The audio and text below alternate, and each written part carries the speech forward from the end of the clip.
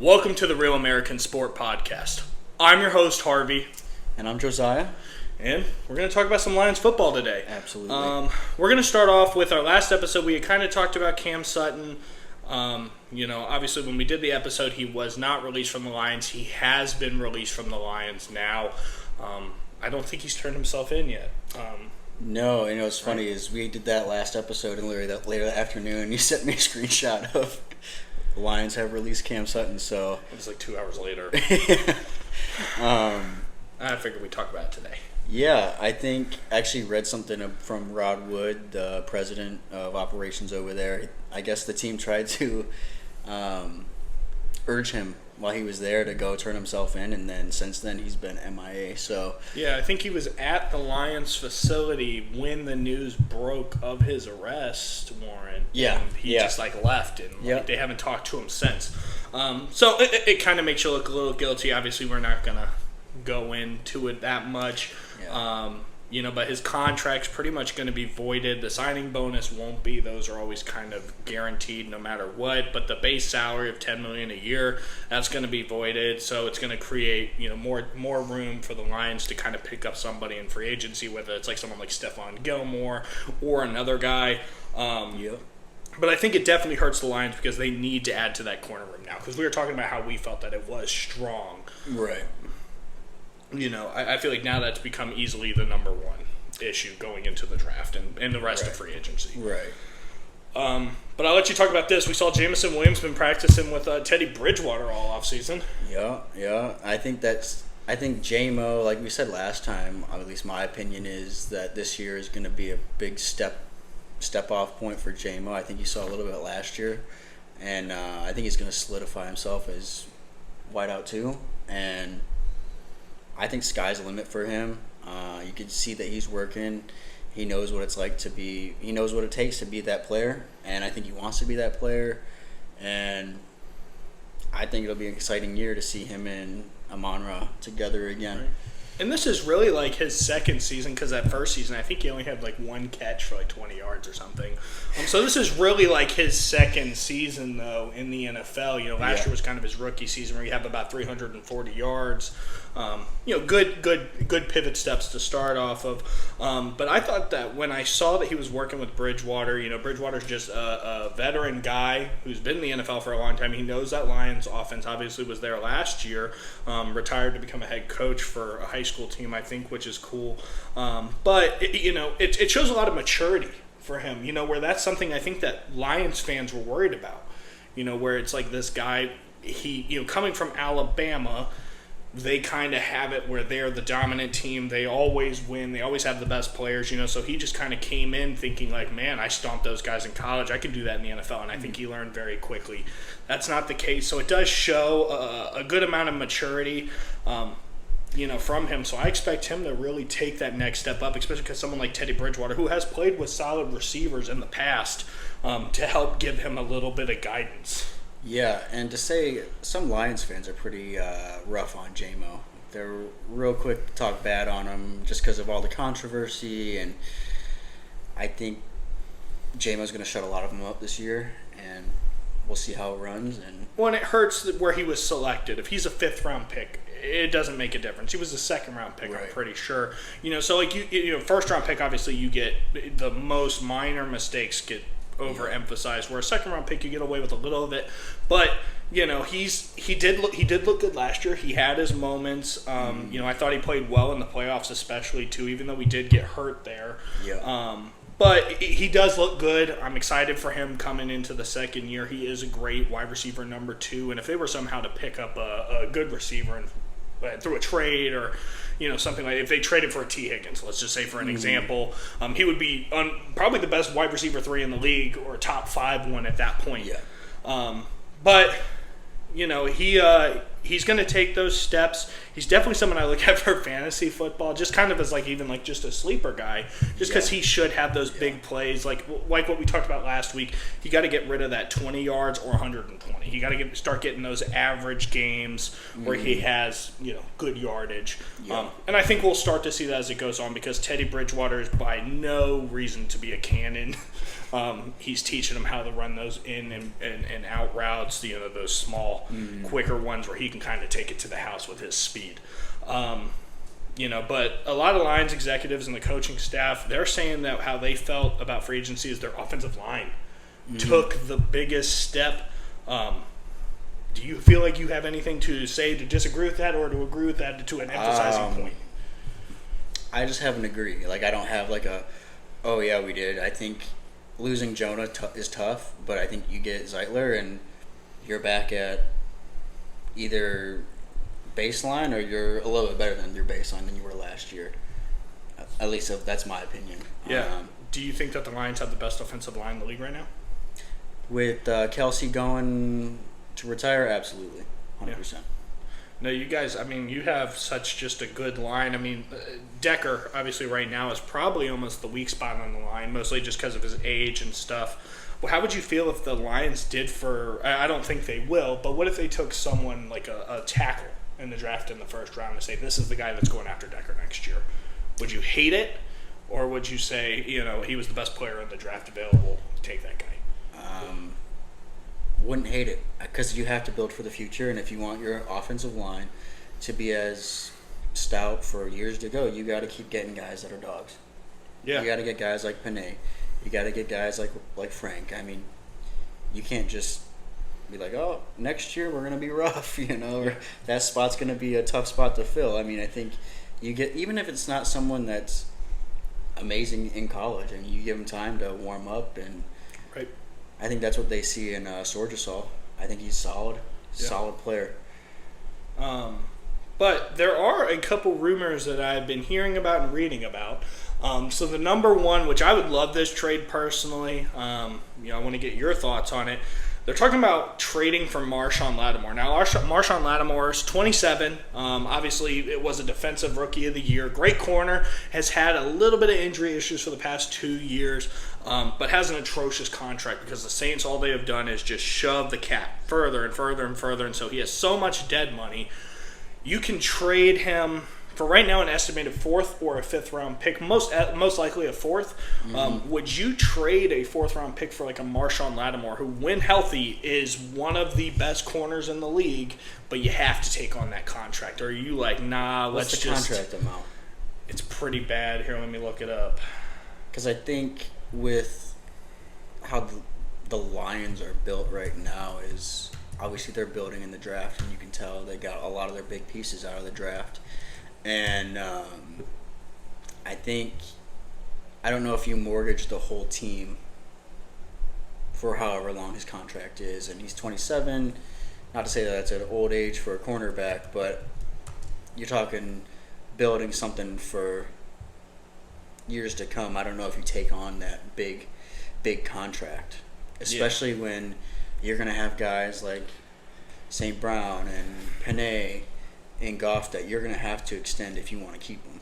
So, right now, going into this year, he has a base salary of 1.2, a signing of 1.5, and a dead cap of $31 million. Going into next year, the base salary goes up to 16.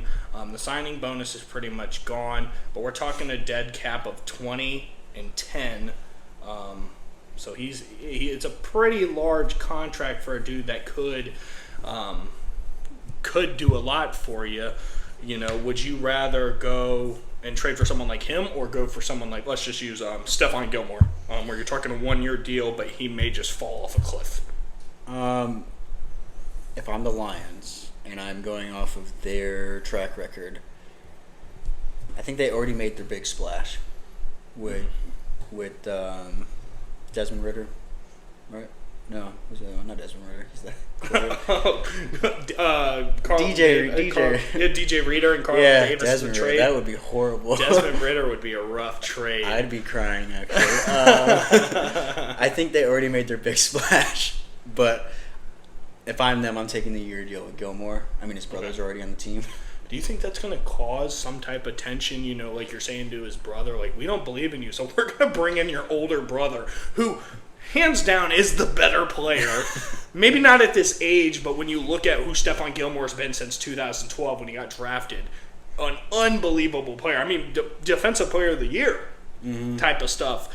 Do you think bringing him in is going to hurt having his brother on the team? And I know his brother's not like a star by any means, but do you think it does affect some type of team chemistry there?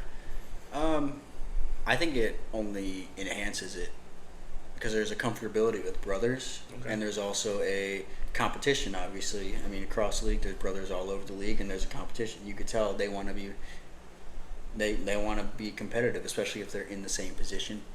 And also, you add a lot of wisdom in that role if you grab him. Yeah, definitely. I think that where the Lions have made their win is they didn't win you don't win the Super Bowl in March. Right.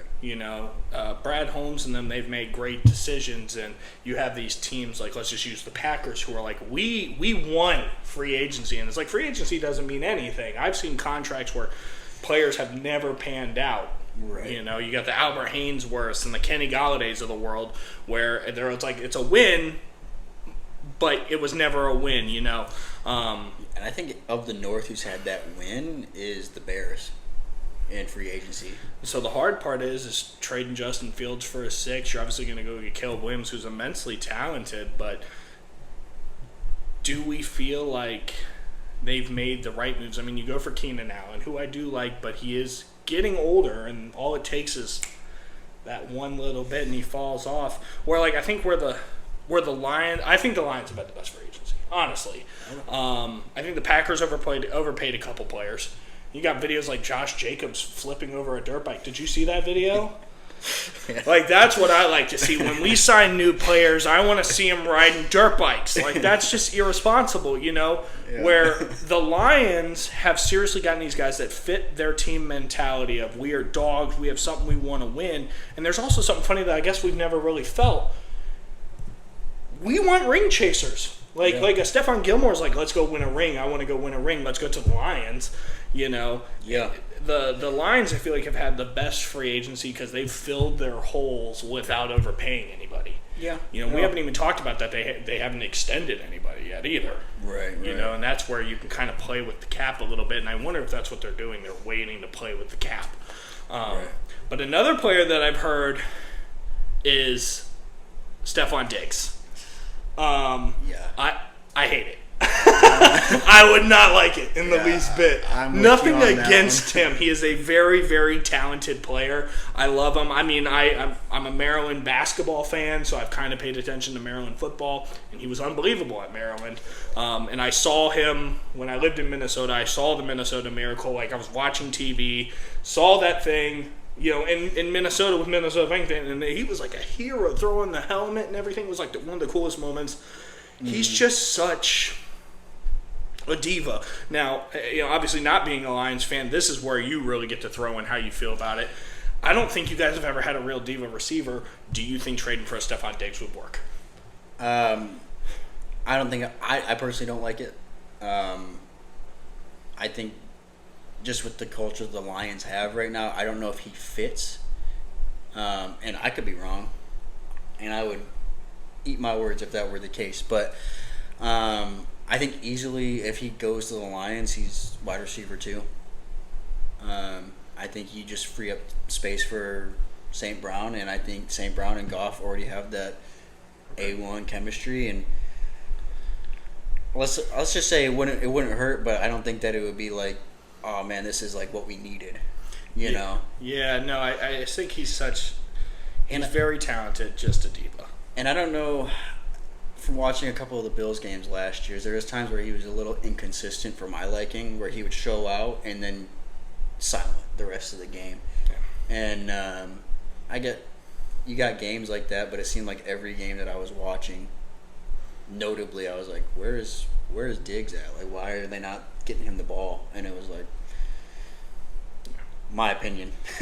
And I know that they're still talking. I saw that Josh Reynolds went to the Ravens for a visit. I don't think it went well. I didn't see any news about it going well. Oh, I actually just watched their DC's presser. They're still talking with him from what he had mentioned, and they're continuing to talk with him. So, Sweet. Yeah, I know that you had done your homework and watched the presser, and I did not.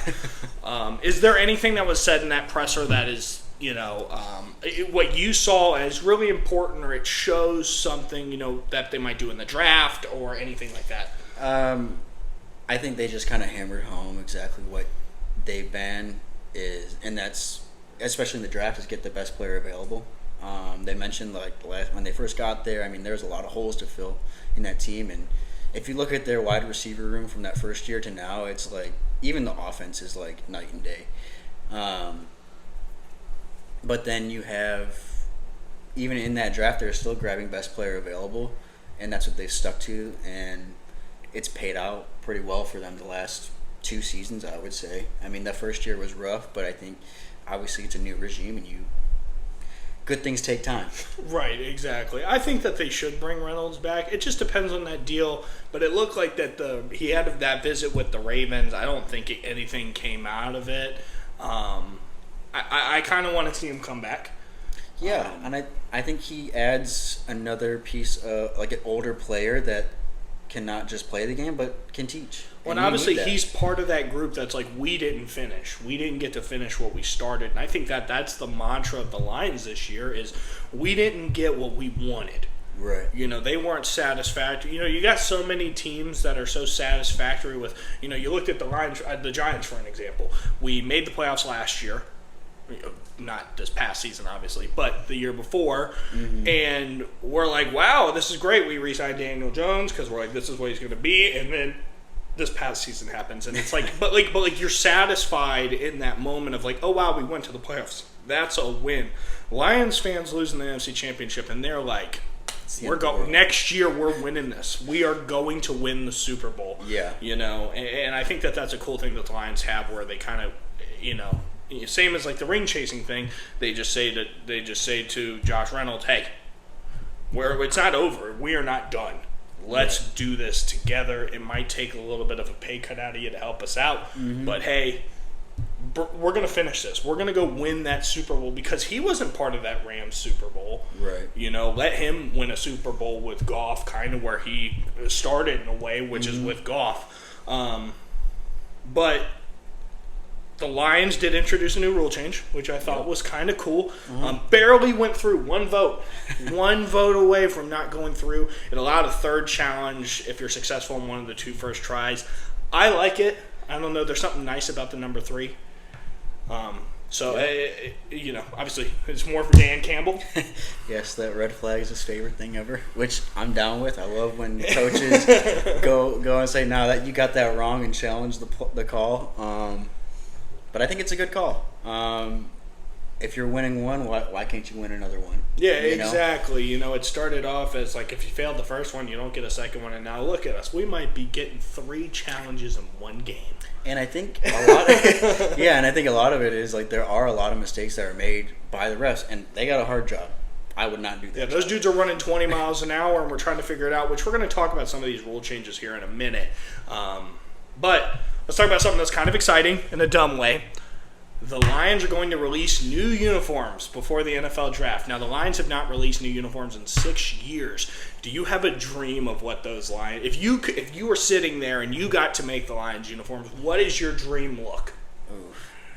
I'm a big fan, and a lot of this might be something that people hate, but I love the Thanksgiving uniforms. I know people are like, oh, it's just special for one day, but if that was their uniform every game, it's plain, but you put the new helmet on it, I would be fine with that. 100% fine with it. The only thing that I don't do the black. It's so out. Do you remember when everything was about black?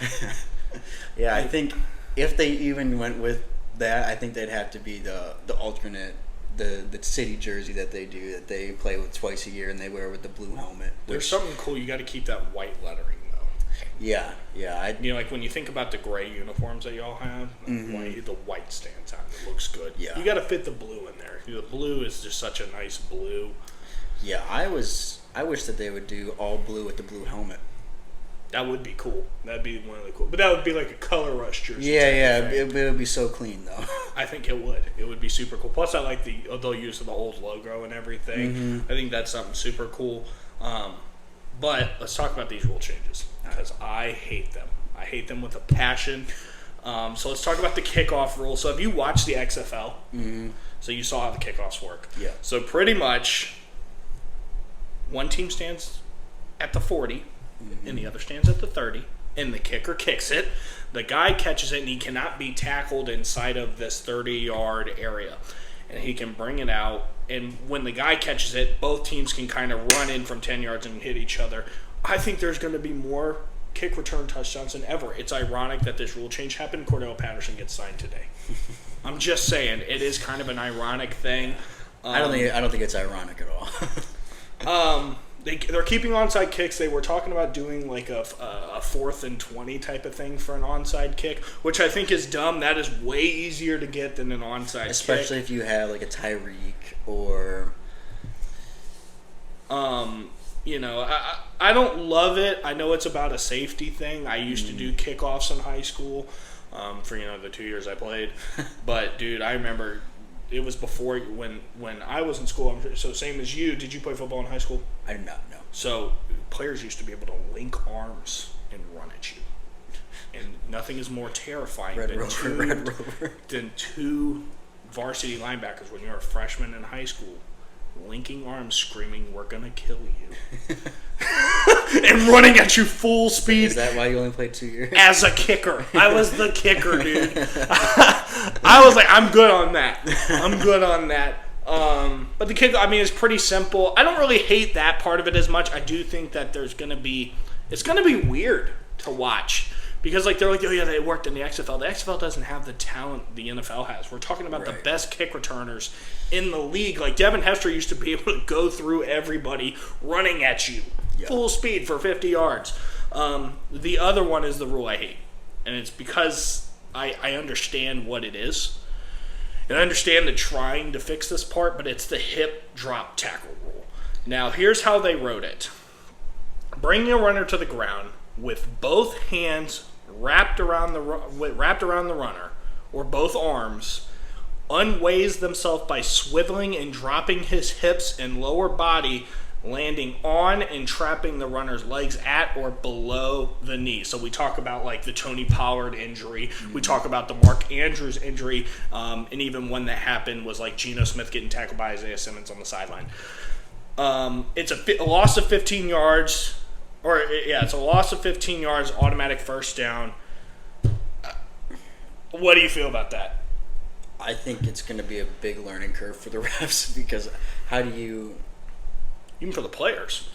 Yeah, I think you make the playing defense a lot harder. It gives the offense a lot more to work with because now you can kind of bank on 15 yards because someone tackles you the wrong way. It's like, oh, I didn't get all the way where I needed to be, but... Well, it's funny.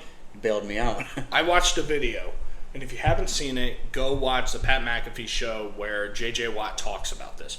He hates it. It makes him so angry because he's like, if you're going to stop anything, why can offensive linemen dive at defensive players' knees? That's way more dangerous than this rule, And I get what he's saying because, imagine trying to tackle Derrick Henry, man.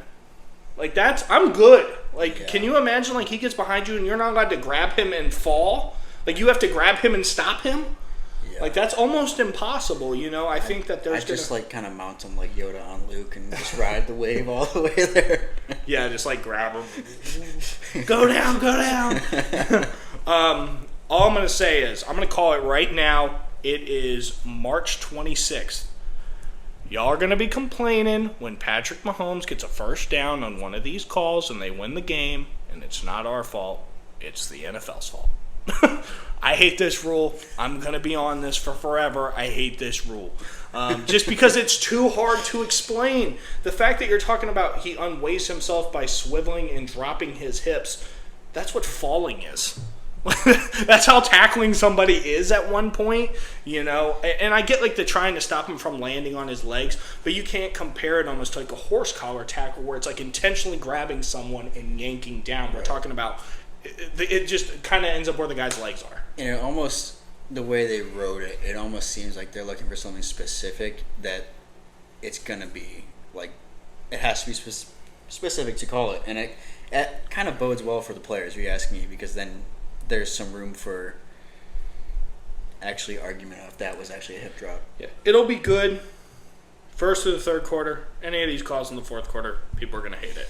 Yeah. It's guaranteed. It's the same as anything. Every holding call called in the fourth quarter, everyone's like, it's bullcrap. Yeah, when they've been holding them all day. Right, exactly. Like we saw Aiden Hutchinson get held all day, and you're looking in the fourth quarter, and the dude's jersey is completely sideways, and they're like, I didn't see a holding penalty. It's like, well, you helped the Lions get screwed over in that play. That's something that I will beat my drum to all the time is Hutch gets held way too much, and it's rough. It's rough out here. You watch him every game, it is rough to see how many he could have a lot more sacks than he does. I'm telling you, if they draft like Chop Robinson, 10 sacks for him.